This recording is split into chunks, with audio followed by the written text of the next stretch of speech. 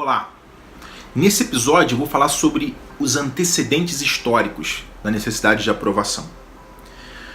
Sabendo isso, a gente atinge a consciência do que realmente a gente está buscando saciar em vão com esse comportamento tão pouco saudável que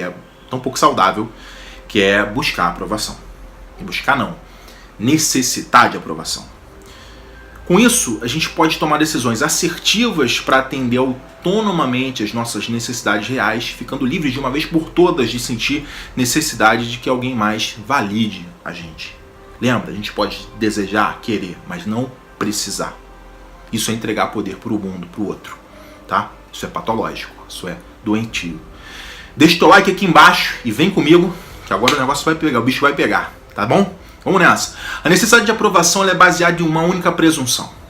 Não confie em si mesmo.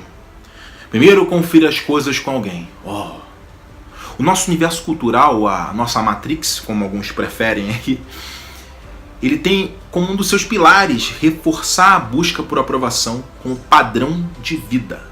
O pensamento independente não é apenas pouco convencional, mas ele é inimigo das próprias instituições que compõem a estrutura da nossa sociedade. Se você nasceu nessa sociedade aqui, você foi contagiado por esse atributo e está em constante contato com um antígeno. A máxima, não julgue a si próprio, é a essência da necessidade de dependência e a espinha dorsal da nossa cultura.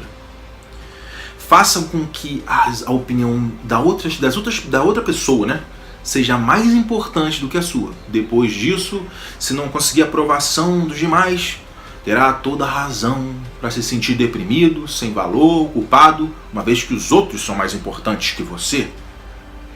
Vê que absurdo que é isso? Isso de concessão de aprovação é um poderoso mecanismo de manipulação. Pensa comigo. Se o seu valor reside nos outros e eles se recusam a te aprovar, você não tem nada, não vale nada. Por aí vai essa coisa toda. Quanto mais elogios você sente que precisa, mais você pode ser manipulado pelos outros. Quaisquer passos que a gente der em direção à autoaprovação, autonomia, ser autotélico e independência da lisonja dos outros, são movimentos contra o controle deles. O resultado disso é que esses movimentos sadios são rotulados pelos outros como egoísmo. Eles têm interesse em te manter sob o poder deles. Claro. Por consequência, você recebe bombardeios de acusações como você despreza os demais, você não tem consideração. Tudo para fazer você se manter dependente. Preste atenção às mensagens que são sutilmente instiladas nas propagandas, nas novelas, nos seriados, nos cultos, missas, escolas, que são repetidas consistentemente. Você vai se dar conta do quanto esse ciclo vicioso de manipulação bombardeia a gente desde que a gente era criança. As primeiras mensagens de busca de aprovação vêm de um ambiente em que isso é originalmente natural. Elas vêm da família. Crianças pequenas realmente precisam de aceitação dos pais e dos demais adultos nos seus primeiros anos de vida, faz sentido? Porém, essa aprovação não devia depender de um comportamento exemplar. Muito menos deveria a criança precisar que os pais referendem tudo que ela pensa, que ela sente ou que ela faz. A autoconfiança pode ser ensinada do berço. E a procura de aprovação não deveria ser confundida com busca de amor.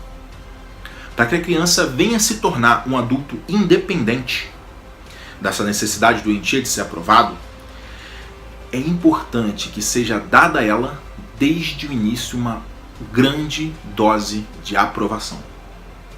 Se uma criança cresce sentindo que não pode fazer suas próprias escolhas sem consultar os pais primeiro, significa que as sementes da falta de autoconfiança estão sendo plantadas desde cedo na vida dela.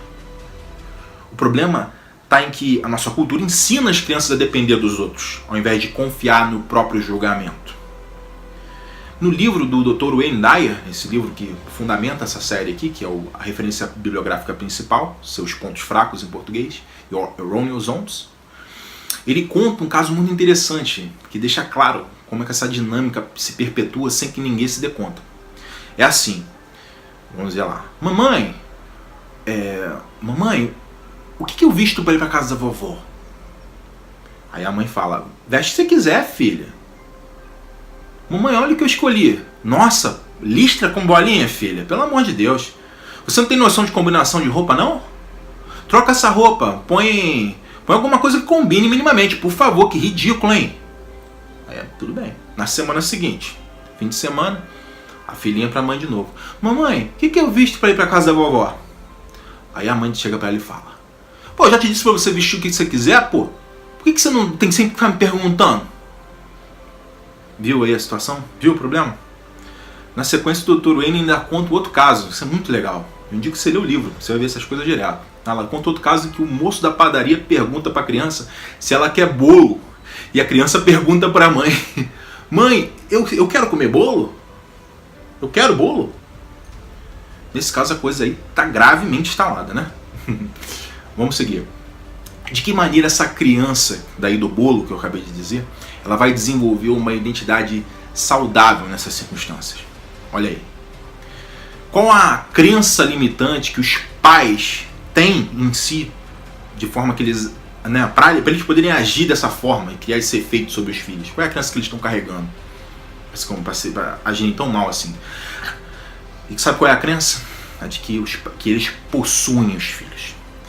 Quando eles têm essa crença, em vez de eles ajudarem os filhos a desenvolver a autoconfiança, a pensarem por si mesmos, a tomarem as próprias decisões, a assumirem as consequências, a resolverem os próprios problemas, tal. Essas crianças, elas são tratadas como propriedades deles. Tem essa crença de que eles são donos dos filhos. Ora, se eu sou do outro, a responsabilidade pela minha vida não é minha. Imagina isso. A criança, ela só sente isso, ela não vê outra possibilidade.